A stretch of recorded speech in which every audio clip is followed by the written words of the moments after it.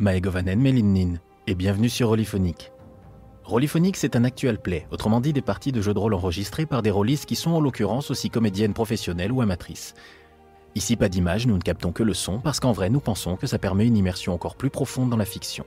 Dans cette idée d'ailleurs, nous montons nos épisodes, ajoutons musiques et ambiances, afin que le résultat final ressemble le plus possible à un feuilleton radio. C'est pour ça que vous n'entendrez que très peu les joueuses, mais presque exclusivement les personnages et la narration. Ça va sans dire, mais ça va mieux en le disant, nous ne trichons pas avec le jeu. Nous ne nous arrangeons pas avec les résultats des jets de dés et rien n'est scripté à l'avance. Parfois, nous refaisons certaines répliques où il y a eu des bafouillis, des problèmes de son, un jeu pas top ou une formulation pas claire. On change rien au sens, on fait juste en sorte que ça sonne le mieux possible. Alors calez-vous confortablement, avec un casque c'est encore mieux, fermez les yeux si vous pouvez, et laissez l'écran de l'imagination créer les images du film.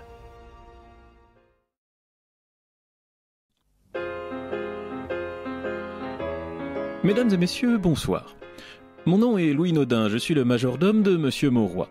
Je vous prie d'excuser cette intrusion dans votre programme, mais il m'a été confié la tâche de vous résumer les dernières aventures de Monsieur Mauroy et de ses joyeux associés. Après le rocambolesque sauvetage de Monsieur Zola, décision fut prise de regarder de plus près les affaires des freluquets du cercle omnisport Saint-Michel. Point ne fut besoin de chercher bien loin, puisque deux de leurs membres, Louis-Amédée Dupuis de Perfit et Adélaïde Beaumont de la Tour, vinrent nous rendre visite. Aussi longs de nom qu'ils sont courts en élégance, ces roquets tentèrent d'amadouer M. Mauroy par une proposition de trêve, avant d'aboyer de pitoyables menaces. Mais de fait, qui s'est un jour retrouvé en face d'un Paul Ponce affamé, aura du mal à s'effrayer d'un Godelureau se donnant des airs de Néron. De plus, leur rodomontade était fort décrédibilisée par le fait qu'ils transpiraient littéralement de peur. Car les rangs de leur coterie semblaient s'éclaircir du fait du mystérieux mage Nox, qui avait éliminé deux des leurs en usant de ses capacités occultes. Mage certes moins mystérieux, grâce aux efforts combinés de la piquante Mademoiselle Lépine, excusez cette boutade, et de Monsieur Ponce, qui permirent de localiser puis d'explorer cette fameuse chapelle noire sous le Louvre, lieu de sombre pouvoir. Cela conduisit nos détectives à identifier formellement le mage Nox en la personne du gardien de cimetière et poète, bien piètre si vous en croyez ma modeste opinion, Monsieur Bousseron. Monsieur Collin se chargea de le rencontrer, étant plus à l'aise dans les milieux occultes comme dans les salons mondains, comme chacun sait. Et c'est là, avec lui, une alliance pour la guerre maintenant déclarée au Cosme. Chacun tenta alors de prendre ses précautions en vue du conflit. Car même un roquet peut mordre, n'est-il pas ? Et ainsi M. Mauroy me chargea d'aller chercher sa mère et sa sœur pour les mettre à l'abri. Bien en prit le brave homme, car nous fûmes attaqués en chemin par une bande de Cosaques qui eurent l'inélégance de m'oxyre en tentant, vainement je vous rassure, de les enlever.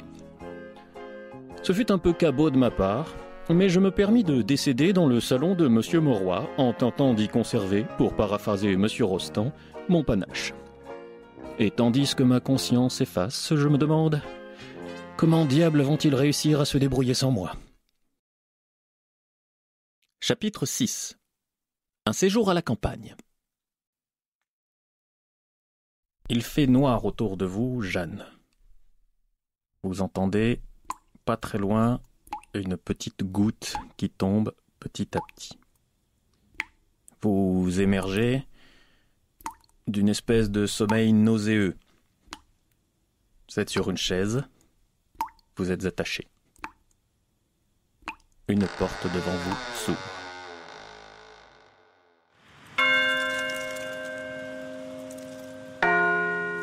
À toi, camarade de tous mes instants et mes faiblesses, qui n'avait d'égal à son courage que sa sagesse. À toi, qui a traversé le monde sous un illustre nom, emprunté dignement à une dynastie monarchique, dont tu as su en sublimer le verbe et le ton, mais à qui tu as prêté des traits domestiques. Tu n'étais pas un chevalier en armure, mais tu en méritais toute la parure. Ta vie fut une étrange épopée de mystère, et la voilà qui s'étiole à présent dans les terres. Tu avais fini par te ranger au sens du service, que tu as poussé à l'ultime par ton noble sacrifice. Aujourd'hui, tu t'en retournes dans les cendres et l'inconnu, mais moi, Edmond Gustave Mauroy, jure sur mon sang que je n'aurai de répit dans ce monde abscon des vivants qu'à l'instant où la vengeance que je juge juste sera tenue. Puisses-tu reposer en paix dans le silence d'éternité. Louis, vous allez me manquer. Donc vous êtes tous réunis au grand cimetière, Montparnasse, pour l'enterrement de votre fidèle Louis. Messieurs Mauroy, Ponce et Colin, vous n'êtes pas sans remarquer l'absence criante de Mademoiselle Lépine.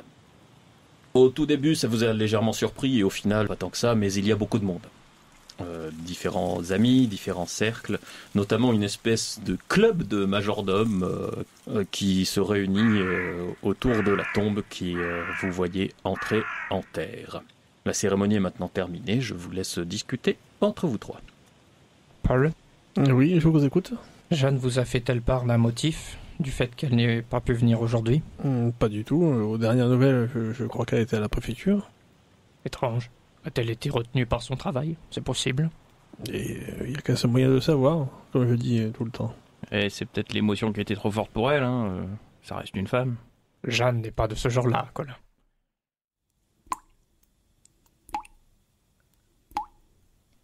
Vous sentez Jeanne de présence entrer dans la petite pièce où vous êtes.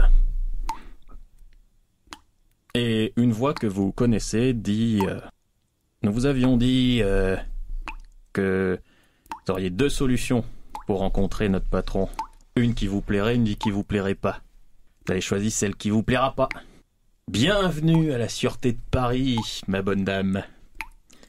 C'est aussi charmant que ce à quoi je m'attendais. On a quelques questions. Et vous êtes ici, comme qui dirait, au secret. Comptez pas sur votre papa pour vous sortir de là. Vous êtes bien installé ? Parce qu'on peut arranger ça. Ça ira.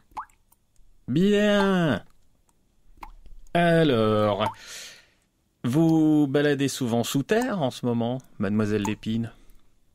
Oh, vous avez raison, c'est pas une question. C'est votre destination qui nous intéresse. Où allez-vous sous terre? Sous terre. Ouais. Alors, vous avez fait des balades pas très loin de la rue de Rivoli, ça, on le sait. Mais vous sembliez chercher quelque chose. Évidemment, c'était pas facile de vous filer sous terre. Vous nous auriez repéré de suite. Mais là, votre destination nous intéresse beaucoup.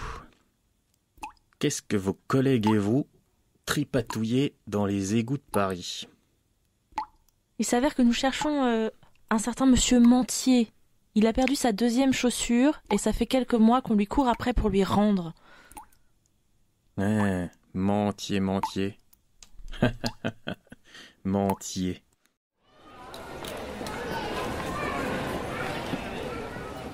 Plusieurs heures plus tard, une paire d'heures, c'est-à-dire le temps de renseigner, Jeanne est partie comme prévu de la préfecture pour se rendre au cimetière. Elle a pris une voiture. Qui est-ce qui nous dit ça? Un planton à l'entrée de la préfecture, tout simplement, quand vous êtes allé vous renseigner. Est-ce que Jeanne est encore au travail? Ah bah non, on l'a vu partir. C'était prévu, elle avait posé son après-midi pour l'enterrement de son ami. Voilà qui n'engage rien de bon. Oui, et un enterrement suffit. Bon moi de mon côté, je pense qu'on va pas perdre de temps. Je vais aller me renseigner auprès des compagnies de fiacres et de voitures, voir où c'est, qu'est-ce qu'elle aurait pu aller. De toute façon, je crois que nous avons que ça. Ouais. Oui, je pense aussi. On va vous suivre, si c'est possible. Eh Ou ben, on y peut-être va. vous alléger en travail. Quelqu'un me fait un jet d'intrigue? Aucune réussite pour moi. Donc, vous crapahutez dans divers arrondissements de Paris, ça vous prend une bonne partie de l'après-midi, puisqu'évidemment, ils ne sont pas tous logés à la même enseigne, et vous repérez une petite compagnie de fiacres qui a ses habitudes dans le quartier du centre où est la préfecture, dans le 1er arrondissement. Un tout petit pot de vin de Monsieur Mauroy et quelques questions bien placées vous donnent l'information qui n'est pas secrète du tout, de l'identité du cocher qui a pris Jeanne, qui s'appelle Fernand, qui est à l'heure actuelle en train d'être de faction à attendre quelqu'un avec son cheval du côté des Invalides. Ne traînons pas.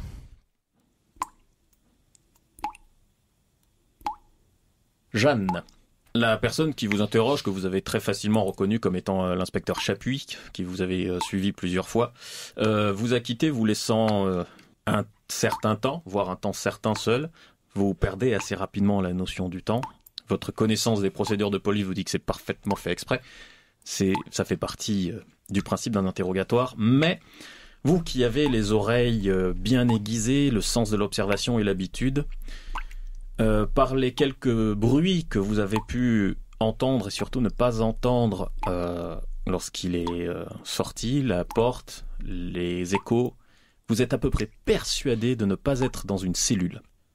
La pièce est trop grande, la porte n'est pas, vous n'avez pas entendu de gonds en fer, il n'y a pas d'agitation derrière, il n'y a pas assez d'agitation. Pour tout vous dire, vous n'êtes même pas sûr d'être vraiment à la sûreté, voire à Paris. Ça vous semble pas être un endroit très officiel, là où vous êtes. Par contre, vous pouvez me faire un petit test psychotique. C'est réussi. Très bien. Pour l'instant, vous maîtrisez votre stress.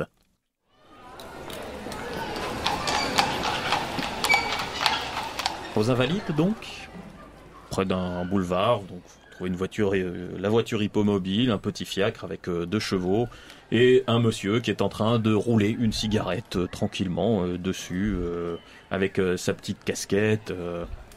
Bonjour, mon brave. Mais monsieur, vous emmenez où ça, monsieur? Ah, 3 messieurs, je suis désolé, moi je peux prendre que Non, 2 personnes. Vous inquiétez pas, on n'est pas là pour ça. Vous êtes monsieur Fernand, c'est bien ça? Quelle demande? Vous êtes Condé? Non, pas du tout. Pour Non. la tête. Non. Non, on n'est pas là pour ça. Non, par Bon, contre, je vous préviens, si c'est pour m'amener dans des soirées bizarres, je fais pas ça. c'est pas le genre non plus. Non, par contre, vous avez pris une de nos collègues ce matin en voiture. Ah, Mademoiselle Lépine. Bah oui. Exactement. Dites-le tout de suite, des amis à la petite Jeanne. Bon, je la prends régulièrement, la petite Jeanne. Bah voilà, c'est ce qu'est-ce qu'on dit. Sauf qu'elle est pas arrivée là où elle était censée qu'elle devait arriver en fait. Attention, hein. Moi, je dépose toujours les gens à l'adresse précise où ils m'ont demandé de les arrêter, hein. Et elle vous a demandé où? Eh ben, au cimetière Montparnasse. Et vous l'avez déposée au cimetière? Ah bah, au cimetière Montparnasse, oui. Parce qu'en fait, ce matin, il y avait, l'enterrement d'un de nos amis communs. Oui, elle m'a dit ça, ouais. Voilà. Et puis elle n'a jamais été présente en fait. Maintenant que vous le dites, quand je suis descendu, il y avait 2 messieurs qui l'attendaient, et puis ils sont partis en direction opposée de l'entrée. Mais je me suis dit qu'ils allaient se prendre un petit remontant avant d'affronter l'épreuve, hein, ça, on le voit souvent, ça. Comment ils l'attendaient? Ils l'ont attrapé? Ils ont fait quelque chose? Ah bah non, sinon je vous l'aurais dit, non, ils l'attendaient, ils l'ont vu, ils sont approchés d'elle, ils ont discuté 2 minutes, et puis ils sont partis un petit peu. Comme on était parmi les premiers, ouais, ça m'a rien dit de spécial. Je suis sûr que c'est ces gars de la sûreté. Celle dont elle nous a parlé. Ouais. En tout cas, ils avaient l'air de flics, ça c'est sûr, hein, je les vois de loin. Ouais. Mais ça peut pas être des gens de la sûreté. Je sais bien qui c'est son père. Attends, fricote pas avec les gens de la sûreté. Non, c'est sûr. Ok, en tout cas, merci pour l'info. Bah, y a pas de quoi. Et surtout, ne dites rien du tout aux gens de la préfecture, s'il vous plaît. Je lui tends de l'argent. Il le prend et dit ouais, mais là, messieurs, si il y a, vous voulez dire que là vous, Allez au bout de votre idée, Fernand. eh ben, si c'est son père qui demande. Bah, j'aurais donné un billet en plus. Non, mais vous comprenez pas, monsieur, pas une question de billet là, une question que je risque mon boulot et la tôle. Je suis désolé de vous dire ça, mais moi, si le papa de la petite Jeanne qui vient me poser des questions ou me fait envoyer des gens pour poser des questions sur sa fille, comprenez que je vais lui dire. Hein. Eh ben, moi, je suis pas une balance, mais là, je vais lui dire. Hein. Vous lui direz que vous l'avez déposé au cimetière. Il prend ton billet, il dit « Je suis désolé, vous m'en demandez trop, là. Je peux comprendre. Ne traînons pas. » Que faites-vous, chers amis? On devrait peut-être retourner devant le cimetière et voir si effectivement il n'y a pas quelque chose en face de ce cimetière Montparnasse, ne serait-ce qu'une échoppe ou quelque chose avec des gens qui auraient pu voir. Ça, vous savez qu'il y a des échoppes. Il n'y a pas besoin d'y aller pour voir qu'il y a des... Près de tous les cimetières, c'est bien normal. Pas très loin. Il n'est pas en face de la porte parce que ça fait mauvais genre. Mais un peu plus loin, il y a un café où les gens, après les cérémonies, viennent prendre un remontant. Il y a toujours des bars près des cimetières. Alors on va aller interroger dans ce genre d'endroit, je pense. Dites-moi, monsieur Colin, vous vous rappelez si mademoiselle Lépine nous avait donné des noms de ces gens de la sûreté? Ouais. Alors, il y avait un gars, ça c'était Chapuis et Morvec. C'est ça, je m'en rappelle. Chapuis et Morvec. Eh bien, ça serait intéressant de demander à voir ces gens-là. Où ça, la sûreté? La sûreté, ce sont censés être des flics qui viennent quand il y a du grabuge. On dit qu'ils sont juste appelés par des contacts à eux, et puis on les attrape. Je comprends pas bien, là. Un guet-apens, soyez pas bêtes. Hein. D'accord. Va falloir être costaud si on veut tendre un guet-apens à 2 personnes de la sûreté, Paul. Oui, mais attendez, 2 comme eux, ça fait pas encore 1 comme moi, donc... Oui, mais ce sont des gens prudents. S'ils filent Jeanne depuis un moment, vous doutez bien que peut-être eux-mêmes ont assuré leurs arrières. Ouais, puis en attendant, Jeanne, on sait pas dans quel état elle est, on sait pas ce qui lui est arrivé, donc si on peut éviter de la mettre plus en danger, justement, en nous faisant remarquer comme ça, ce serait peut-être pas mal. Je pense qu'il nous faut réfléchir de manière très froide et lucide.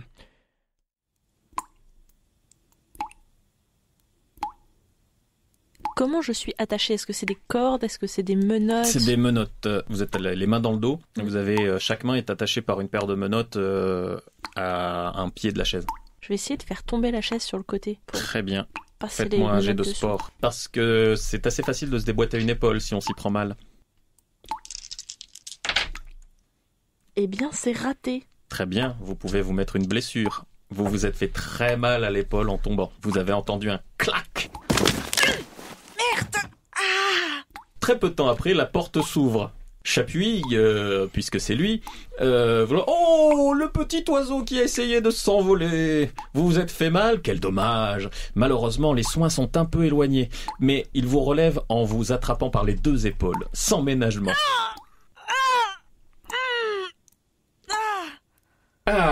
Ah ben écoutez, c'est très bien parce que vous savez, a priori nous sommes contre les violences policières envers les femmes, mais si vous les infligez vous-même, ça nous arrange, ça fait passer beaucoup d'étapes. Très bien. Et il vous met la main sur l'épaule gauche en disant « Nous cherchons quelque chose et vous allez nous dire où c'est. Mademoiselle Lépine, que faisiez-vous sous terre ?»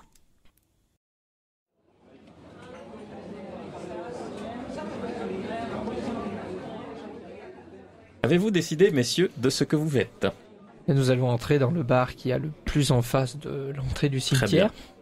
Donc c'est un petit troquet comme il y en a des centaines et des centaines à Paris. Et n'ayant plus envie d'y aller avec embâge, on va aller directement au comptoir en demandant au barman s'il a vu 2 types plutôt costauds, genre imbu. Genre Condé, quoi. Ouais, voilà, genre Condé. Partir avec une femme ce matin.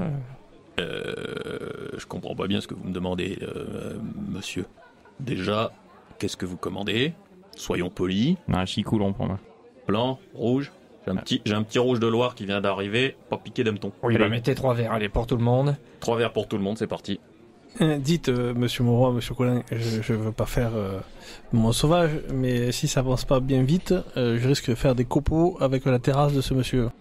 Monsieur, vous avez les yeux, j'imagine, sans arriver sur l'extérieur. La vitrine fait face. Ouais. Vous voyez l'entrée du cimetière comme je la vois. Bah, pas tout à fait en face, mais oui, enfin... Ne jouons pas sur les mots. Ce matin, un fiacre a dû s'arrêter, déposant une dame à l'entrée de ce cimetière. Très rapidement, 2 hommes l'ont accosté. J'aimerais savoir quelle direction ils ont pris. Alors, vos capacités psychologiques vous font dire que quand il vous répond qu'il n'en sait rien, qu'il n'a pas regardé et qu'il n'en a vécu, dit avec des mots un peu plus fleuris, sont assez authentiques. Il n'en a aucun souvenir. Mais alors, aucun. On n'a plus rien à faire ici. Moi, je l'ai vu.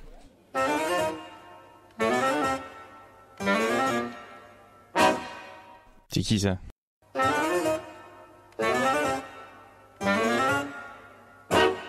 C'est, écoutez, ce qui fait avec la décoration de n'importe quel bar qui tient la route, le pilier au bout du comptoir. Dites-moi tout ce que vous savez, vous le regretterez pas.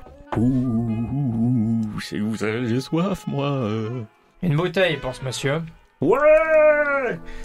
Oui, alors, j'ai vu, il sort un petit carnet. À 7h26, un fiacre est descendu, 3 dames en sont descendues.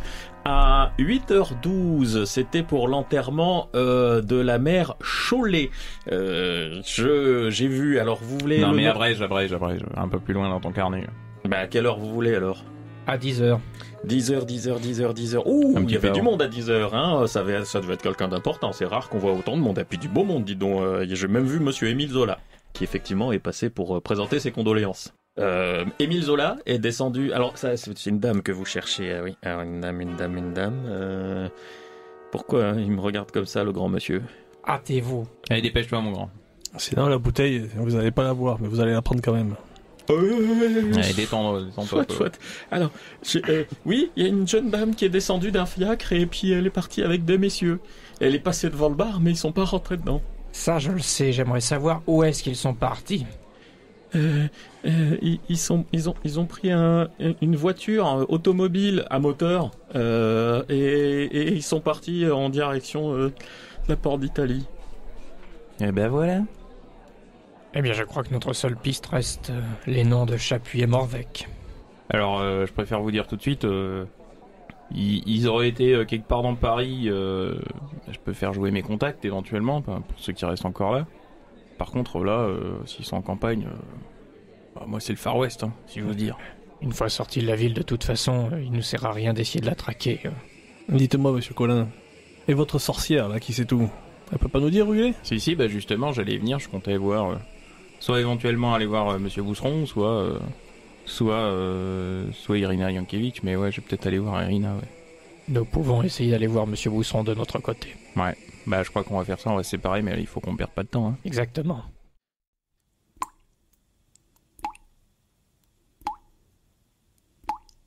Mademoiselle Lépine, dans cet univers très douloureux qui est maintenant le vôtre, vous entendez le raclement d'une chaise que l'on tire par le dossier, doucement, pas à pas, et qui se rapproche de votre pièce. Le raclement s'arrête un instant devant la porte, qui s'ouvre et ne se referme pas, puis reprend. Il est précédé, maintenant vous l'entendez, de pas assez lourds. La chaise, lorsque la personne s'assoit dessus, vous pensez à Califourchon, gémit sous le poids. Et pourtant, c'est une voix que vous ne connaissez pas qui s'adresse à vous. Alors, on fait ça dur? Ma petite gamine, va falloir qu'on cause. Le cogne, il est pas là. C'est pas le genre de gens qui vont apprécier ce que je risque de faire. Et je te cache pas que ces gens-là me font faire des trucs que même moi, comme qui dirait, je réprouve. Ben voilà, faut les faire. Ce qu'ils demandent, c'est pas grave. Ce qu'ils demandent, c'est pas méchant. Ils auraient pu te demander pire, ma gamine. Ils auraient pu te demander des infos pour nuire à tes copains, mais non. Ce qu'ils demandent, je sais pas pourquoi qu'ils tournent autour du pot comme ça d'ailleurs, c'est de savoir le truc que vous avez trouvé près des égouts, cette chapelle noire. Ils veulent savoir où qu'elle est. Ils veulent savoir comment vous avez fait pour la trouver. Ils veulent savoir comment y aller. Tu vois, c'est pas bien méchant. C'est pas un truc super dangereux. Par contre, laisse-moi te dire que, vu le paquet de thumes qu'ils m'ont lâché pour te faire cracher le bifton, ils veulent le savoir.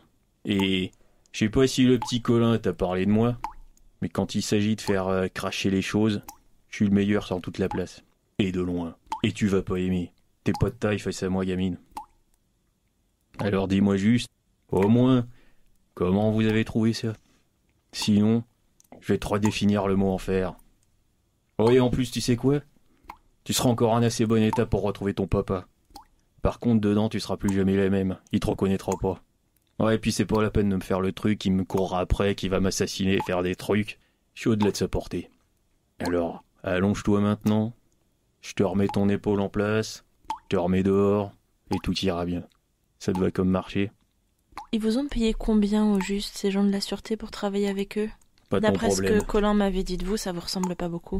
C'est bien, t'es maline. Poser des questions, leur répondre aux autres. Technique de base. Et vous retombez sur le côté gauche, vous faisant extrêmement mal après la baffe retentissante que vous donnez de prendre sur le côté droit. Et puis, doucement, délicatement, il vous redresse. Joue pas à la finaude, ça marchera pas. Je suis pas là pour me confesser, c'est toi qui es là pour te confesser.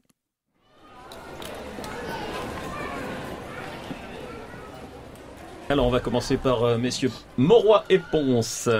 Et nous allons rendre au cimetière pour essayer de trouver monsieur Bousseron, et s'il n'est pas là, nous allons nous rendre à son logis. Faites-moi un jet d'intrigue. 3 réussites. 2 défaites. Alors monsieur Mauroy, vous constatez assez rapidement que vous êtes suivi par des jambes d'ailleurs pas très adroits. Comment ça me fatiguer. Et vous remarquez que Paul Ponce, qui était en train de traîner un petit peu, est sur le point de littéralement leur rentrer dedans sans faire exprès. Que faites-vous? Je vais le laisser le rentrer dedans. Très bien. Vous bousculez 2 personnes, monsieur Ponce. Oh, excusez-moi, je vous avais pas vu. Oh, bah, pas de problème, monsieur, y a pas de souci. Il est bonne journée. Vous de même. J'attends que Paul soit à ma hauteur. Et il s'éloigne, il prend une autre direction, prudemment. Monsieur Ponce, Oui, monsieur Moreau. les personnes que vous venez de bousculer nous suivent depuis un moment. Ben, il ne suivait pas, puisqu'ils nous sont rentrés dedans. C'est-à-dire qu'il peut... Je vous dis qu'ils nous suivent, monsieur Ponce. Eh ben, allons leur parler. Je m'arrête et je fais demi-tour. Il y en a un qui part en courant, et le deuxième, tout d'un coup, figé de surprise en vous voyant débouler sur lui. Vous avez le temps de le saisir si vous me faites un petit jet de lutte. Et donc vous réussissez à le rater complètement. Oui, je le rate. C'est encore une défaite. Il est à combien de mètres de nous, là? Alors là, environ, de Paul Ponce, 0, sauf que Paul Ponce a ouvert ses grands bras et ses grandes paluches pour essayer de s'en saisir, ce qui l'a réveillé, c'est-à-dire la sortie de sa surprise, et d'un coup il est parti en courant, vif comme l'éclair, et il était à environ 3 mètres de vous. Le deuxième est déjà une bonne dizaine, quinzaine de Il y a mètres. du monde autour de nous, là? Oui, modérément, vous êtes dans les rues de Paris. Et monsieur Moreau, voilà, je crois qu'ils nous suivront plus. Et je leur cours pas après. Je n'aime pas trop courir. y a pas la peine de fêter votre exploit non plus. Mais je le fais pas l'exploit. Ils suivent, là ils suivent plus. Merci. Ouais, de rien.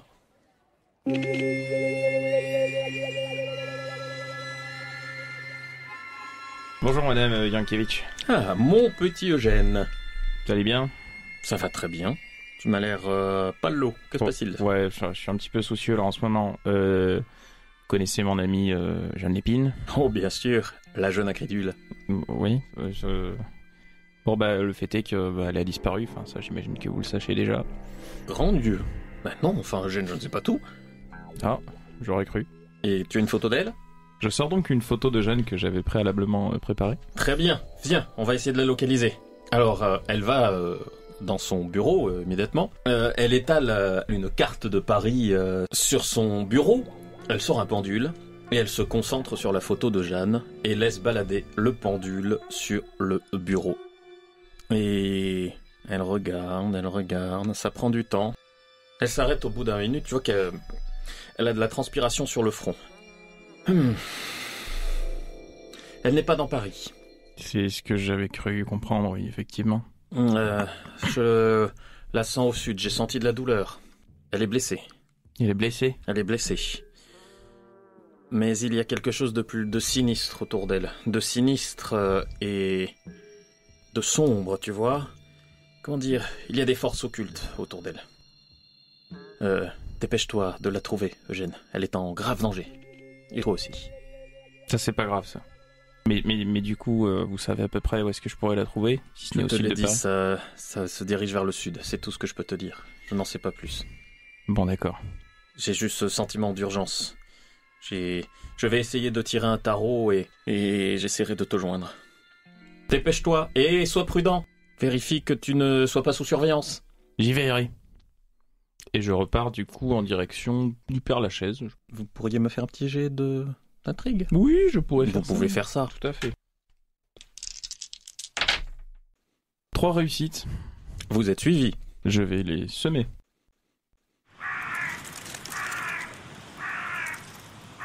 Et je vais à l'entrée du Père-Lachaise, où nous retrouvons messieurs Mauroy et Ponce, qui discutent un instant au guichet, avant qu'on leur indique la section dans laquelle monsieur Bousseron est en train de travailler. Vous le rejoignez rapidement. Comme par hasard, il est encore une fois en train de traîner autour de la tombe d'Alan Kardec. Nous allons d'ailleurs en profiter pour faire une petite rubrique à propos d'Alan Kardec.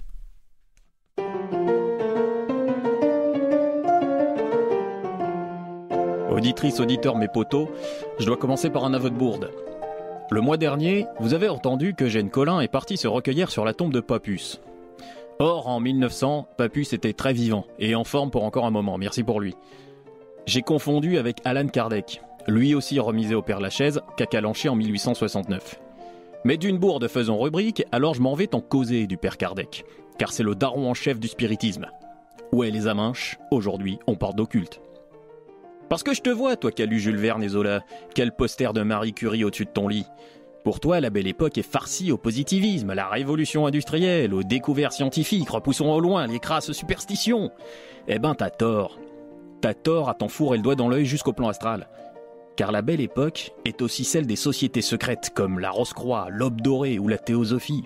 C'est l'époque des tables tournantes, du spiritisme et des médiums. D'ailleurs, c'est Kardec qui a imposé le mot médium. Et qui a inventé le mot spiritisme aussi. Quand je vous dis que c'est pas un cave. Le point de départ de tout ça, c'est le 31 mars 1848, quand les sœurs Fox, aux États-Unis, prétendent causer par coups interposés à l'esprit qui hante leur bicoque. C'est le point d'origine d'un phénomène de masse aux US et en Europe, même pas ralenti par des détails stupides comme l'aveu par les Sisters Fox qu'il s'agissait d'une supercherie, démonstration à l'appui. C'est que tout le monde veut bavarder avec sa trisaïeule ou avec Charlemagne. En mai 1855, à Montmartre, Hippolyte Rivail, pédagogue de profession, assiste à sa première séance avec une somnambule, comme on disait alors. Il fut convaincu de la réalité du phénomène. Mais là où les gens voyaient mystère, magie, amusement et frisson, lui, il y a vu un nouveau champ de recherche à déchiffrer avec la plus grande des rigueurs scientifiques. Rivail s'attela à la tâche, et durant ses recherches, il entra en contact avec un esprit, Zéphyr, qui lui apprit son nom d'une ancienne incarnation du temps où il était druide. Allan Kardec était né, ou rené, enfin tu vois quoi.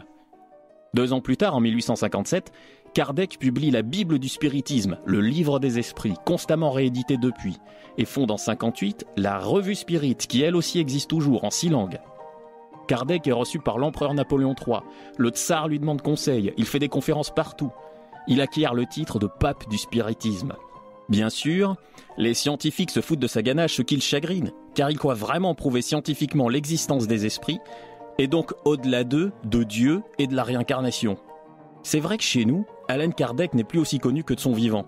Mais sache qu'au Brésil, de nos jours, pas moins de 3% de la population se dit spirit, et qu'il n'y a pas une grande ville brésilienne qui n'ait pas au moins une rue, une école ou un collège Allan Kardec.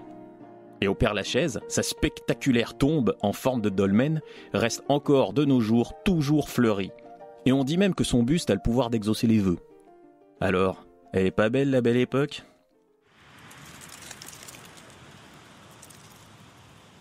Monsieur Monroy, Monsieur Ponce, Monsieur Bousseron. Monsieur, que faites-vous ici ? Je pensais avoir dit à Monsieur Collin qu'il ne s'adresse pas à moi directement. Il s'agit de mon idée, Monsieur Bousseron. Je regarde autour de nous, histoire qu'on soit tranquille et seul. Il y a un visiteur éploré qui semble beaucoup traîner autour de l'endroit où vous discutez quand même. Et en regardant mieux, il ressemble pas mal à un type à qui Monsieur Paul Ponce a essayé de mettre la main dessus il y a peu de temps. Monsieur Monroy, qu'est-ce qui vous arrive? Je fais un signe de tête à Ponce pour lui montrer le bonhomme. Vous le voyez effectivement. Lui ne semble pas avoir vu que vous l'avez grillé. Je reviens, monsieur Monroy. Et je contourne, je fais un petit détour pour arriver dans son dos. Vous pouvez me faire un jet de track, s'il vous plaît.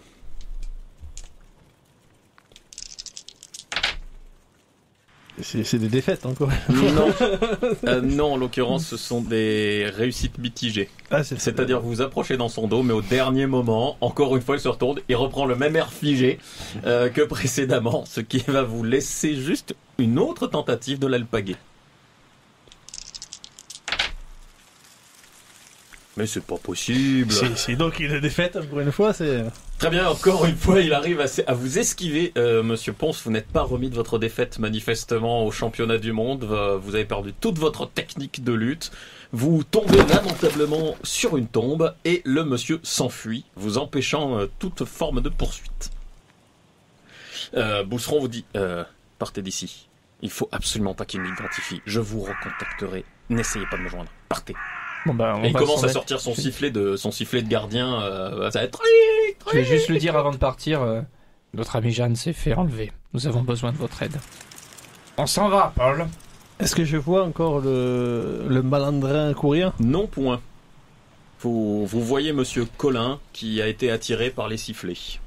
Tandis qu'il arrivait au Père-Lachaise et qu'il a eu les mêmes renseignements au guichet et que vous êtes parti à la rencontre des autres. On s'en va, Monsieur Collin, on s'en va, Monsieur Collin. Nous avons fait assez de bêtises ici, Monsieur Collin, on s'en va. Bon ben, on y va.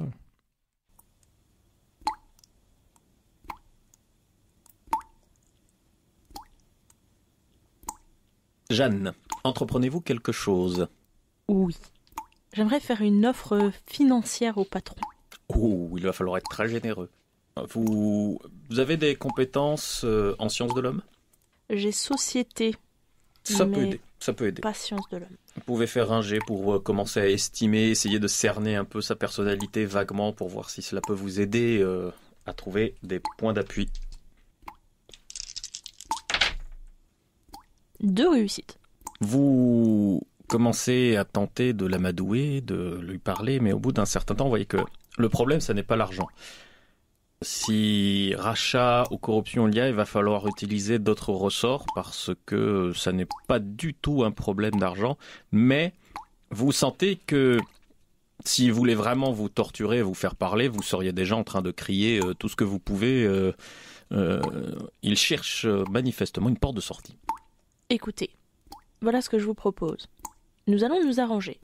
Je vais vous donner une information. Quelque chose de valable. Qui ne mette pas en danger mes compagnons. Que je te demande te le mets pas. Excuse-moi de te dire ça, gamine, mais toi t'es pas comme Colin, t'as de la moelle. Colin, il y croit à tous ces trucs, tout c'est farci la tête à la magie. Mais là, les types qui sont derrière, ils sont encore plus gerbés de la tronche que ça. Qu'est-ce que ça craint que tu leur donnes la localisation de je sais pas quelle espèce de temple mystique sous le Louvre? Disons que des amis à moi fréquentent le lieu et que je n'aimerais pas qu'il leur arrive des ennuis. Très réels, très physiques et très peu magiques.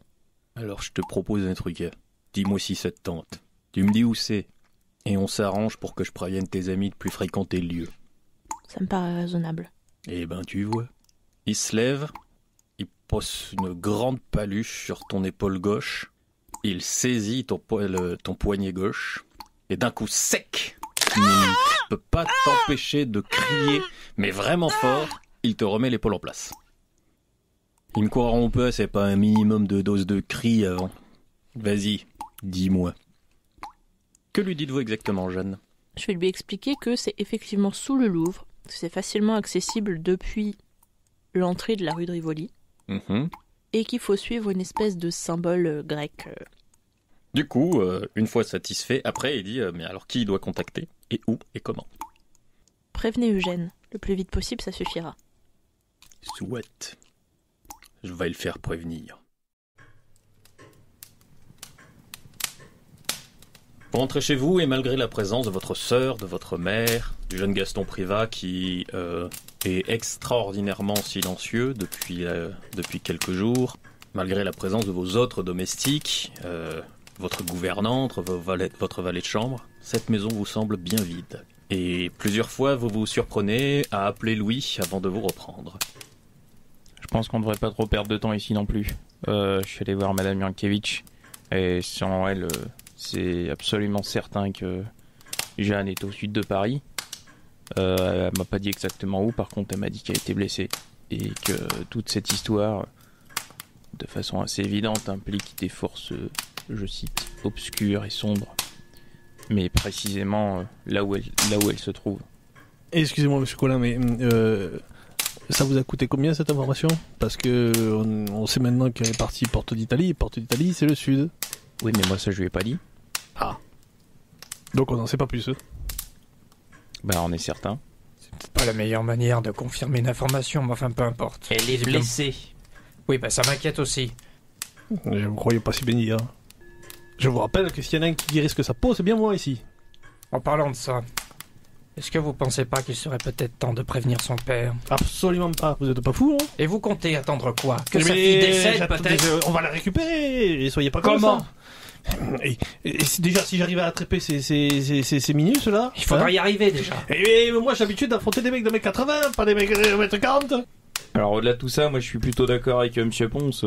C'est peut-être pas le moment d'aller voir son père tout de suite. Je veux dire pour l'instant. Et puis de toute façon, nous on sait pas où elle est. Pourquoi que lui il saurait où c'est, hein? Parce qu'il peut mobiliser des personnes et il peut faire poids sur la sûreté pour qu'il la libère.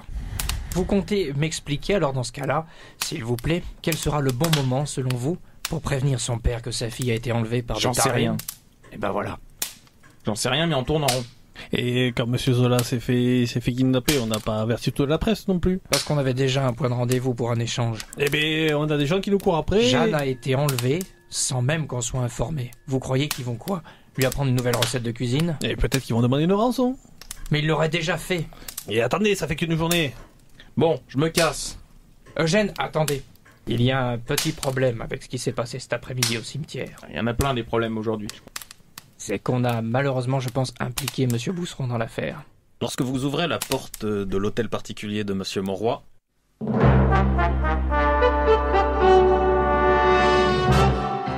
malgré votre élan héroïque et chevaleresque pour aller sauver votre ami, vous êtes arrêté de net par la présence de pas moins de 3 Cosaques, sabre au clair d'une main, pistolet au clair de l'autre, à l'entrée.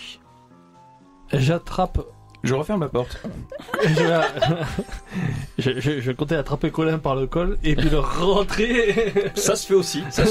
C'est juste que juste après avoir fermé la porte, vous êtes catapulté en arrière par Paul Ponce. Et un tout petit instant après... Alors je vous suggère de ne pas ouvrir. Il y a 3 Cosaques là juste en face. Je Arme les ai au vus. poing. Et vous voyez un papier se glisser sous la porte. Je m'en saisis. C'est une petite lettre. Il y a écrit, de la part de Jeanne, ne fréquentez plus la Chapelle Noire. Point. Mais attendez, ça veut surtout dire qu'ils savent où elle est. Ça veut dire que soit ils ont trouvé un moyen d'identifier le lieu de la Chapelle Noire, soit ils y sont peut-être même déjà. Mais pourquoi c'est les Cosaques qui nous font passer ce message-là? Ça veut dire que c'est eux qui la détiennent. Oula, je vais envahir la Russie, moi, je vous le dis. Mais non, Paul, Non, mais c'est qu'ils ont fait alors- échange de bons procédés. Non, puis les Cosaques, c'est... Bref. Une faveur contre une faveur. La pauvre doit être réduite à délivrer je ne sais pas quoi, mais... Écoutez, il faut qu'on arrive à prévenir Monsieur Bousseron. S'il retourne à la Chapelle Noire, il risque de se faire attraper. Or, c'est le seul allié de poids que nous ayons actuellement. Pourquoi qu'ils étaient armés? Peut-être parce qu'ils viennent nous voir, non? C'est pas s'ils craignent les balles dans la tronche. Et puis parce qu'on vous écoute plus facilement quand vous avez une arme au clair. Je vais prendre la porte de l'autre côté de la maison. Pas de problème. Puis je vais partir en direction de la porte d'Italie. Messieurs Monroy et Ponce, que faites-vous? Et il est bête, il va faire quoi? Suivez-le, Paul, il a besoin de votre protection. J'ai besoin de personne! Mais en plus, voilà, il le dit. Mais s'il va aller faire le tapin sur la porte d'Italie, qu'est-ce que je veux que j'y fasse? Il y a des fois, vous me fatiguez, Paul. Non mais qu'est-ce que vous voulez qu'il fasse à la porte d'Italie? On sait très bien qu'elle n'est pas dans la porte d'Italie, Jeanne. Mais évidemment, mais laissez-le faire ce qu'il a à faire. Peut-être a-t-il une idée, quelque chose. On vous a transporté dans une autre pièce. Littéralement transporté, c'est-à-dire que 2 personnes que vous soupçonnez costaudes ont soulevé la chaise, vous ont passé à travers la porte, évidemment ouverte, vous ont transporté dans ce qui semble être un salon. Vous entendez des bruits à l'extérieur, vous sentez un air un peu plus frais. On vous a mis devant une table, on vous a démenotté une main après l'autre avant de vous remenoter à ce qui semble être probablement une attache à la table qui vous permet d'être les mains devant une table, et ensuite on vous a enlevé votre bandeau. Vous avez constaté qu'effectivement vous êtes dans un salon bourgeois et vous êtes devant une assiette avec un entremets qui est servi, et devant vous il y a Monsieur Dupuis de Perfit. Monsieur Dupuis de Perfit, pourquoi est-ce que cela ne m'étonne que très peu? Parce que vous êtes une femme très intelligente, mademoiselle Lépine, sans doute la plus capable de tout votre groupe de, comment dire, sous-hommes. Peut-on vraiment les qualifier de véritables hommes? Je ne sais pas encore. Un d'entre eux, en tout cas, est certes une étude intéressante par rapport à ce fameux chaînon manquant dont tous les scientifiques nous parlent, n'est-ce pas? Ne vous fatiguez pas en insultes, je ne vois pas à quoi ça sert. Je n'insulte pas, j'affirme. Oh, mangez, mangez, mangez, c'est bon quand c'est chaud. Bien. Nous avons des discussions à avoir. De ces discussions dépendront l'avenir de beaucoup de gens, enfin, à votre échelle, c'est-à-dire de la vie et de la mort de gens qui vous sont chers. Alors, évidemment, je ne vais pas m'amuser à menacer votre papa. Le papa est intouchable pour le moment. Mais en tout cas, il y a des gens qui sont dans votre entourage facilement effaçables. Effaçable, c'est exactement le mot. Bien, je sais que vous n'aimez pas les circonvolutions. Je vais aller droit au but. Qui est Nox? C'est un mot latin qui veut dire nuit. Bien, Vous venez de tuer Monsieur Eugène Collin. Qui est Nox? C'est un mage parisien de l'occulte, très connu, et qui, il me semble, vous cherche des noises. Monsieur Ponce ne verra pas demain matin. Qui est Nox?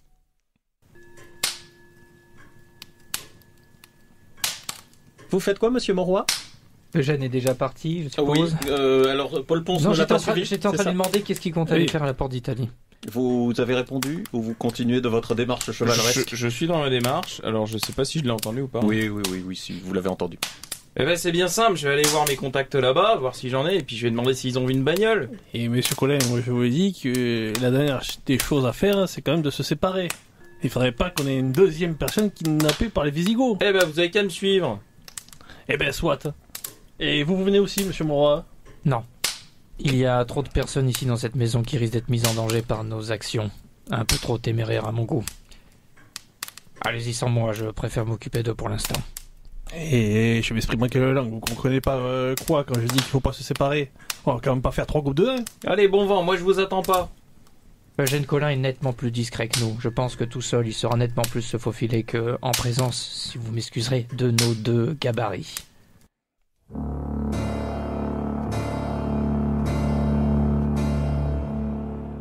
Qui est Nox? Oh, le château de famille que votre famille maternelle possède à la campagne, c'est là que se trouvent vos 2 jeunes sœurs en ce moment, n'est-ce pas? C'est beau la campagne en cette saison. C'est isolé, on est loin de tout, de Paris, de son agitation. Qui est Nox? Vous me faites perdre patience, monsieur Dupuis de Perfit. Ah, Vos petits jeux ne m'amusent guère. bien. Si vous souhaitez tant que ça savoir qui est Nox, et si vous partez du principe que nous sommes à ce point tellement plus intelligents que vous que nous avons découvert son identité là où vous échouez lamentablement, peut-être que vous devriez vous remettre un petit peu en question. Nous reprendrons cette conversation demain. Vous mangerez dans le crâne des 2 amis que j'ai mentionnés aujourd'hui. Et nous verrons qui de nous 2 est le plus sérieux.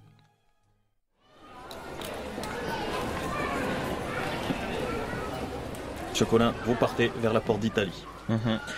Une fois sur place, que faites-vous? Je vais aller voir des gars, voilà, et puis je vais leur demander s'ils ont vu telle bagnole, s'ils ont vu Mademoiselle Lépine, et je vais leur demander s'ils ont vu, je sais plus, Merveille de la sûreté, enfin voilà, je leur lâche toutes les infos, puis voilà. Faites-moi jet de société. 2 réussites. Alors, effectivement, vous connaissez un gars qui connaît un gars qui a vu la voiture partir et qui ensuite est parti à la campagne. Évidemment, ils savent pas trop plus loin. En tout cas, vous avez réussi à retrouver la piste qui mène en dehors de Paris. Vous apprenez également que, alors, il y avait 2 personnes que vous identifiez comme Chapuis et Morvec, que seule l'une d'entre elles est partie, l'autre est restée sur Paris, et que quelqu'un d'autre l'a remplacée. Un gros monsieur, l'air pas commode. Ouais, ça en donne l'air gros bras. Je vais retourner chez Monsieur Monroy, vérifiant une fois de plus si je ne suis pas suivi. Faites donc. Et pendant que Eugène est en train de vérifier s'il n'est pas suivi, nous allons inaugurer une nouvelle rubrique qui va nous accompagner jusqu'à la fin de cette année, où chacun des joueurs va avoir une petite carte blanche pour vous parler d'un sujet qu'il veut. Et aujourd'hui, c'est Grégoire qui interprète Eugène Collin qui va nous donner sa carte blanche.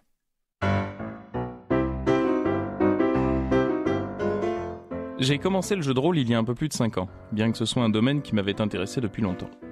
De fil en aiguille, et en découvrant plusieurs grands titres les uns après les autres, comme Vampire, Shadowrun ou encore L'Appel de Cthulhu, j'ai fini par découvrir l'association Manoir du Crime dont je suis devenu membre actif rapidement, et où j'y ai découvert de nombreux autres jeux et univers, ainsi que beaucoup de joueurs différents. Personnellement, j'ai rapidement pris de la distance avec les jeux de rôle dits classiques, car ces jeux-là sont généralement fournis d'une multitude de règles, ce qui à mon sens réduit l'expérience de jeu. J'ai préféré me concentrer sur des jeux qui favorisent l'interaction entre joueurs et l'interprétation de personnages via des règles simples et fluides. Grâce à ça, j'ai découvert un réel plaisir à me mettre dans la peau de personnages que je concevais, en jouant sur un phrasé différent, des mimiques, en modifiant le ton de ma voix, etc. Un peu comme ce que je fais avec le personnage d'Eugène Collin dans cette campagne de crime. Je ne suis pas comédien, je n'ai fait que très peu de théâtre dans ma vie, mais je dois dire que l'expérience de l'interprétation est très enrichissante. Je me suis même surpris à réaliser qu'elle m'avait permis d'améliorer ma communication au quotidien, tant dans le domaine personnel que professionnel. En un sens, nous jouons tous un peu un rôle, n'est-ce pas ? Ma passion pour les jeux de rôle m'a amené à vouloir me renseigner sur ses origines. En grand amateur de vidéos YouTube, je trouvais dommage qu'il n'y en ait que très peu qui traitent de cette histoire-là. J'ai décidé alors de me retrousser les manches et, en compagnie d'Alexandre Dulac, ici présent, nous avons conçu une émission qui ne traite que de l'histoire du jeu de rôle.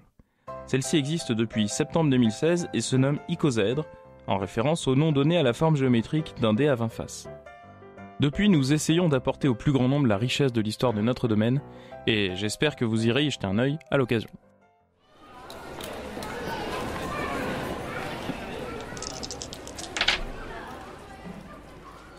Une réussite.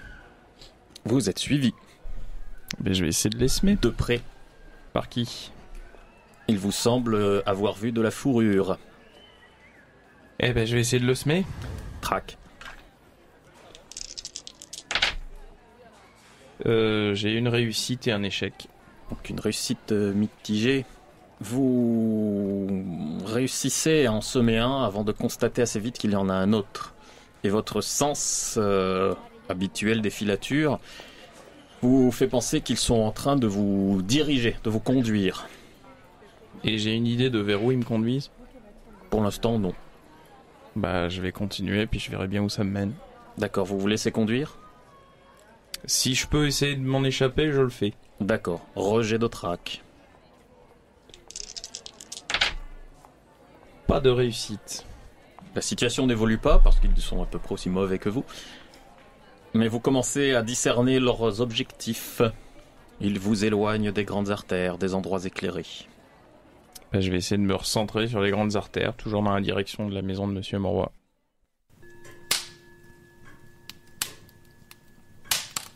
Monsieur Ponce, Monsieur Mauroy, vous faites quelque chose de plus de cette soirée qui s'annonce ? Oui, moi je le préfère la jouer honnêtement. Je pense que je commence à devenir... à être habité par une espèce de paranoïa, surtout de méfiance à l'extrême. Je vais dire à tous mes domestiques qui rentrent chez eux et qui ne reviennent pas. D'accord, Je ne veux quartier plus- libre jusqu'à nouvel ordre. Je ne veux plus personne dans cette maison. L'un d'entre eux refuse. Qui ? Gaston Privat. Je ne pensais pas à lui quand je parlais de domestique. Lui, par contre, Oui, il non. s'estime être déjà votre nouveau majordome. Oui, non, mais enfin, je parlais du personnel plus ancien. Oui. Lui, de toute façon, vu ce qu'il a vu, je pense que ça sert à rien de lui. Hein. Et je vais donc lui expliquer la situation. En lui expliquant clairement que de toute façon, s'il reste ici, il a toutes les chances de passer l'arme à gauche. Il n'y a plus rien à perdre. Dorénavant, dans ton service, Gaston, tu te baladeras toujours avec une arme que je lui tends. Du coup, à partir de maintenant, tu devras tripler de vigilance. Fais confiance à quasiment personne et sache que tu as toutes les chances d'être impliqué d'une manière ou d'une autre dans quelque chose qui risque de très mal se terminer.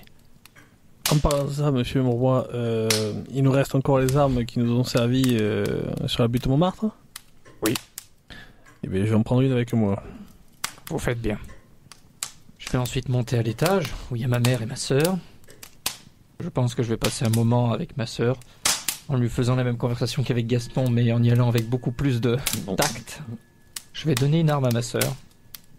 Alors là, par contre, elle n'y touche pas. Elle se signe. Je vais insister.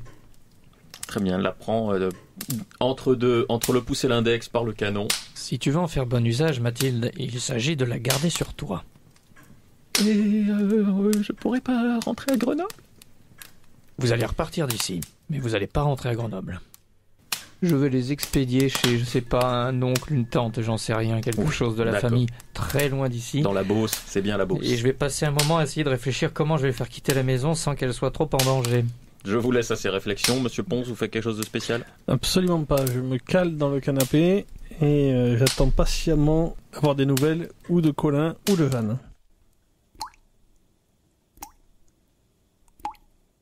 Jeanne, évidemment, vous empêche de dormir.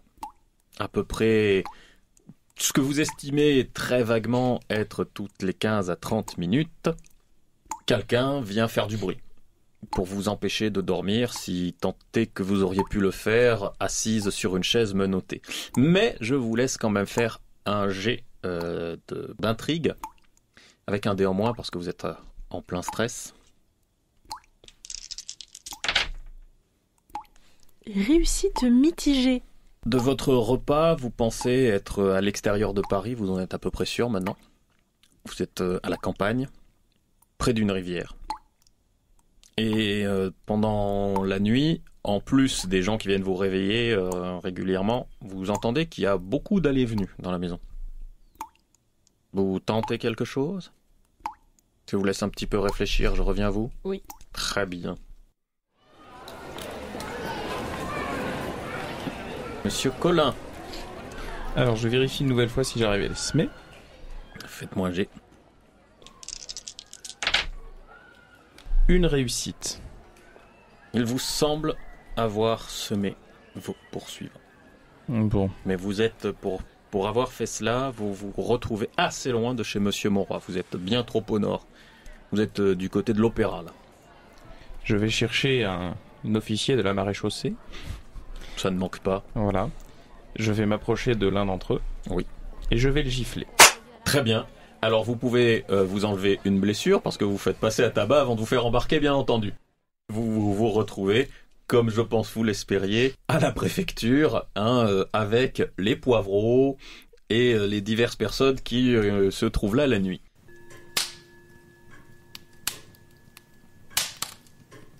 Monsieur Ponce, Dites-moi, Monroy, j'espère qu'il n'est rien arrivé à Monsieur Collin. J'espère non plus, mais bon, l'enquête qu'il a menée lui prendra peut-être toute la nuit. Je me posais une question. On est bien d'accord que depuis le début, depuis ces derniers temps, nous sommes poursuivis. Nous sommes pour savoir un petit peu où est-ce que nous allons, etc. Exactement. Et pourquoi on ferait pas pareil, nous? Pourquoi on ne suivrait pas les Cosaques? Vous savez où les trouver pour les suivre? Oui. Apparemment, c'est eux qui nous trouvent. Il suffit de se faire discret et puis de les suivre à notre tour pour savoir où est-ce qu'ils donnent leurs infos. S'ils nous suivent déjà, Monsieur Ponce, je vois pas comment on pourrait prendre tout ça à revers. Ah ben moi, les revers, je les connais, moi, les revers. C'est pas ce genre de revers, Monsieur Ponce. Monsieur, c'est Gaston Privat qui essaie d'éliminer son accent et de parler chic. Oui, Gaston. Nous avons eu une visite surprise. Les visites surprises commencent légèrement à me... C'est l'un des membres de la famille Ira. Ah. Eh ben, C'est peut-être ce que j'attendais. Faites-le entrer, Gaston. C'est Paul, le grand, avec sa fille. Je fais signe de s'asseoir. Je peux vous parler Faites. en privé. mais on vous écoute. Il n'y a que des oreilles de confiance ici. Je viens de la part de Nox. Très bien. Il se cache, on le traque. Il a essayé de se rendre à la chapelle ce soir. Il y avait des gens. C'est ce dont j'ai essayé de le prévenir, mais c'était là, c'est trop tard. Il en a échappé, mais du coup, il a besoin de protection. Pour l'instant, nous l'avons caché dans les égouts. Et où dans les égouts? Je ne vais pas vous le dire. Et vous attendez quoi de nous? Que vous l'aidiez, Tant que puisque manifestement, c'est vous qui l'avez mis là. Malheureusement, oui. Dites-lui que je suis extrêmement désolé de cette situation. Elle est en partie de notre faute. Vous a-t-il transmis autre chose éventuellement suite à un signalement que je lui ai fait ce matin? C'était pour ça qu'il allait à la chapelle. Eh bien, Monsieur Monroy, allons le Il rejoindre. vous dit d'aller voir sa représentante. Normalement, vous étiez censé comprendre. Oui. Il s'agit d'une personne dont un ami nous a parlé. Enfin, nous voyons. Bien, dites-lui que nous allons faire notre possible pour mettre un terme à tout cela. Dites-moi, je suis navré de vous impliquer une fois de plus là-dedans. Puis-je vous demander un service important? Au cas où, dites-moi. Pourriez-vous accompagner ma sœur et ma mère qui se trouvent dans cette maison de façon très discrète jusqu'à la gare la plus proche? Certes, mais elles ne vont pas aimer le chemin. Ma mère est assez âgée, elle ne peut pas non plus emprunter tous les chemins possibles et inimaginables, mais elle vous suivra quand même. Vous voyez de quel genre de chemin je parle, monsieur Monroy. Je vous préviens. Si vous me la confiez, on passe sous terre. Il le faut.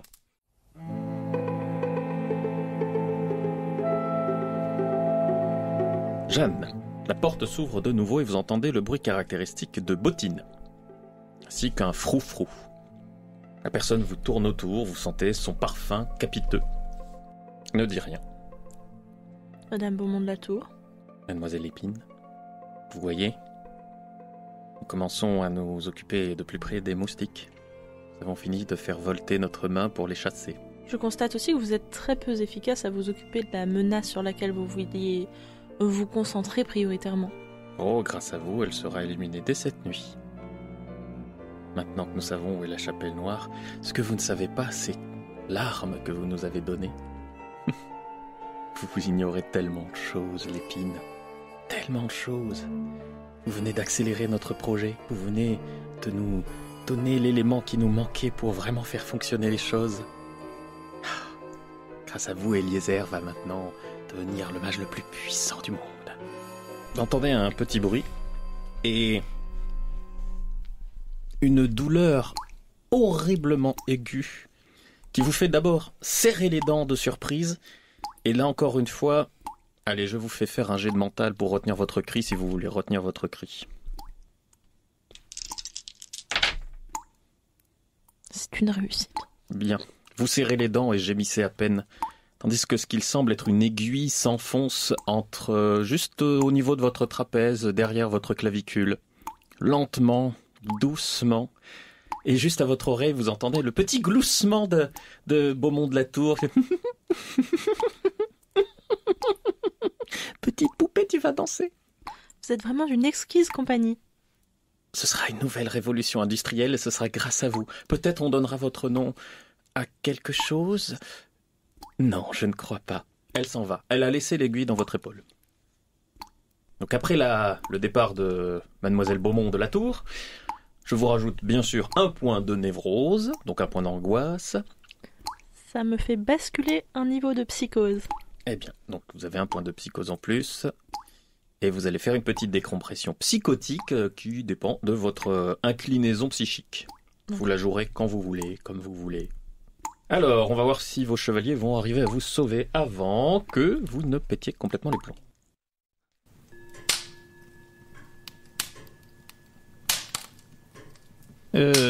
Monsieur Monroy, vous pensez que c'est quoi les horaires de visite de l'autre sorcière là? Ah. Vous croyez qu'elle retrouve la nuit? Parce que sinon, autant pas perdre de temps. Hein. Oui, non, Paul, je pense qu'il vaudra mieux attendre demain matin. Elle ne recevra jamais en pleine nuit. C'est que le temps presse. On va se préparer pour y être dès l'aurore. Et cette fois-ci, je crois que si on est suivi, je vais en faire des petits bouts, moi, de... Faites donc.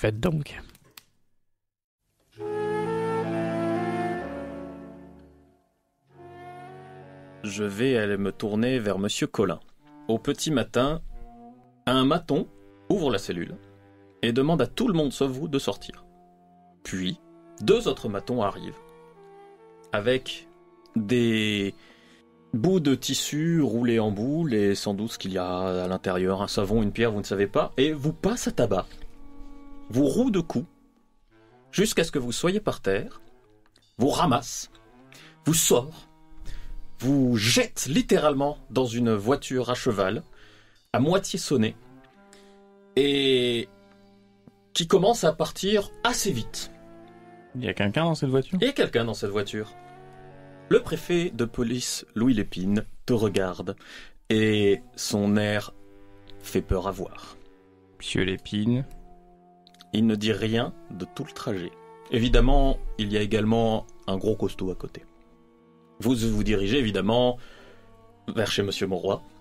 Vous êtes de nouveau sorti. Vos pieds touchent à peine le sol alors que la porte s'ouvre juste à temps pour que vous ne l'ouvriez pas avec les dents. Vous basculez devant Gaston. Vous entendez un barouf infernal. Vous tombez face à face avec 2 policiers, Louis Lépine, Eugène Collin qui ressemble plus à grand chose. Va-t-on enfin m'expliquer qu'est-ce que c'est que ce bordel? Où est ma fille? C'est ce que nous essayons de déterminer, monsieur Lépine. Bonjour, bienvenue. Ponce! Oui. Vous arrêtez de me prendre pour un idiot. Maintenant. Parce que je vous jure que j'utiliserai tout mon pouvoir pour vous écraser. Vous n'arriverez même pas vivant à la prison si je m'occupe vraiment de vous. Où est ma fille? Attendez. Que s'est-il passé? Vous me dites tout maintenant. Vous ne me cachez rien. Nous allons vous expliquer, monsieur Lépine. Sachez que Nous œuvrons depuis plusieurs heures assez intensément pour essayer de sortir votre fille de là. Il s'approche, il t'attrape par le col. Et quand cela vous a-t-il paru une mauvaise idée de me cacher que ma fille avait disparu? Espèce d'abruti! Monsieur Lépine, monsieur... Je vous ai donné la parole? Mais j'ai des choses à vous dire. Elle a été embarquée par Chapuis et Morvec de la Sûreté, hier matin. Là, alors, il te lâche. Il te réattrape, monsieur Collin. De la Sûreté, depuis hier matin. Et ils l'ont emmenée en voiture, en automobile, par la porte d'Italie. Et apparemment, ils sont partis en campagne, et là, on sait pas vraiment où se caler. Grésac, je vais le tuer. Monsieur Lépine, il faut savoir que les personnes qui semblent impliquées dans cette histoire sont bien plus hautes et importantes que Monsieur Gressac. Personne ne sera à l'abri s'il arrive quelque chose à Jeanne. Monsieur Lépine, peut-être que vous m'avez demandé de surveiller Jeanne. Faites très attention à ce que vous allez dire, Ponce. Et je vous le dis, je m'approche de lui, je me mets nez à nez. Jeanne a été kidnappée et emportée en sortant de la préfecture. En sortant de chez vous, du coup. Et si elle a été embarquée par les gens de la Sûreté, c'est donc une victime du duel d'ego que se fait la préfecture et la Sûreté, non? Nous essayons juste de désamorcer une bombe qui est prête à péter. Et en vous protégeant. Nous allons retrouver Jeanne. Nous déterminerons les responsabilités et vous pouvez considérer votre carrière comme terminée. Je vais faire signe à Monsieur Lépine de me suivre et je vais tout lui dire. C'est-à-dire je vais lui expliquer l'implication du Cercle Omnisport Saint-Michel, le fait qu'il y a une simili-guerre occulte, on ne sait pas trop pourquoi, le kidnapping de Jeanne, et évidemment les menaces que nous ont faites les personnes, à savoir Dupuis de Perfit, Beaumont de la Tour. Bien. Je ne révélerai évidemment pas l'identité du mage Nox. Je ne mentionnerai même pas vraiment le mage Nox. Oui, ça va pas tellement l'intéresser de toute façon. Non. Préfet Lépine a pris note de tout ce que vous lui avez dit. Vous êtes maintenant, vous et Ponce et Collin, assignés à résidence. Et estimez-vous heureux d'être assez riche pour que je ne vous encriste pas immédiatement. Je vais retrouver Jeanne.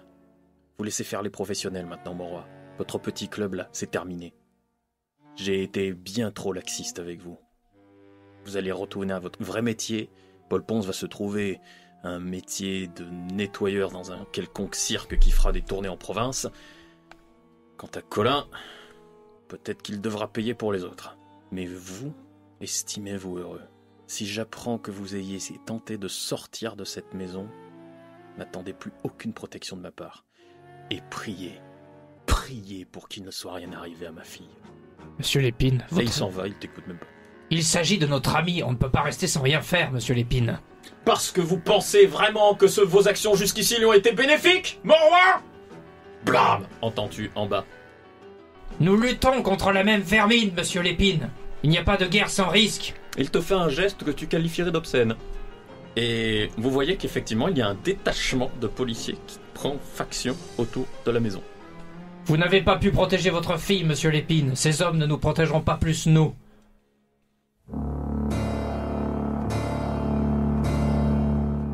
Le jour se lève sur deux personnes qui vous soulèvent, qui vous apportent jusqu'à la salle à manger. Évidemment, c'est plus douloureux qu'hier parce que vous avez toujours une aiguille plantée dans l'épaule. On vous rattache à la table, on vous enlève le bandeau, et vous avez un petit soupir de soulagement que vous n'arrivez pas à retenir en voyant que le petit déjeuner consiste en un œuf à la coque et non pas en une tête. Ce qui fait évidemment sourire Dupuis de Perfit accompagné de Chapuis et du patron qui sont tous là au petit déjeuner. Alors le patron a mis une espèce de costume pour aller avec le décor, ça ne lui va pas du tout. Il a l'air autant à sa place que Eugène Collin quand vous l'avez amené chez Maxims. Eh bien, nous progressons. Oh, Adélaïde vous a rendu visite. Elle vous aime bien. Peut-être qu'elle vous rendra d'autres visites. Attendez-vous à de petites surprises. Elle est taquine et joueuse. Elle est de très charmante compagnie. Je n'en doute pas. Vous savez, Jeanne, permettez que je vous appelle Jeanne. Jeanne, vous êtes la seule que j'aimerais voir rejoindre nos rangs. Parce que vous avez l'esprit visionnaire. Contrairement à vos compagnons. D'ailleurs, ça ne va pas très bien pour eux. Vos rangs, vous osez dire ça, espèce de sous-merde. Hein? Vous vous prenez pour qui? Avec vos grands airs, avec votre sourire tout plein de dents, vous avez des grands projets, mais vous ne savez même pas ce que vous faites. Vous n'avez aucune décence, aucune responsabilité. Vous êtes... Je vous débecte du plus profond de mon âme. Elle va continuer comme ça pendant quelques minutes. Oui, Elle et a évidemment de manière de plus en plus fleurie. N'est-ce pas? Hein, parler de sa maman, de son ascendance, de son compagnonnage avec divers animaux de ferme. Oui, de l'absence de partie génitale Oui, décente répéter entre ses jambes, voilà, tout ça. Et évidemment répéter à travers toute sa famille. Je pense que la chose qui risque de m'arrêter, c'est si je vois le patron sourire. Tu vois, retenir un petit rictus de... Non, c'est plus un lever de sourcil que tu qualifierais d'approbateur. Ça fonctionne. Eh bien, écoutez, au moins les choses sont dites. Donc, vous choisissez de mourir. Eh bien, soit. Nous allons vous torturer jusqu'à ce que vous nous disiez tout ce que vous savez, notamment sur l'identité de Nox, et ensuite, vous mourrez, ça n'est pas très grave. Par ailleurs, Monsieur Ponce et Monsieur Collin sont encore en vie. Plus pour très longtemps, je le crains, car figurez-vous que votre papa a appris que vous avez disparu.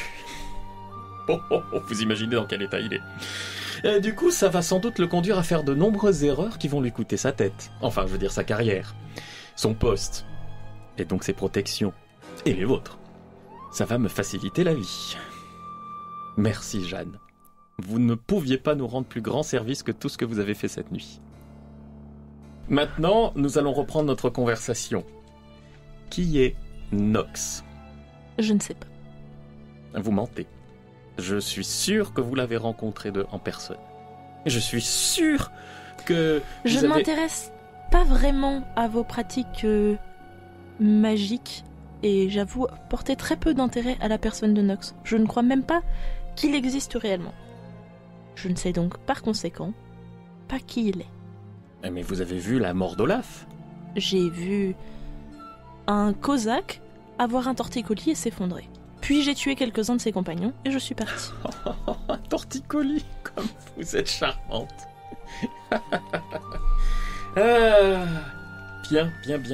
Bien, soit.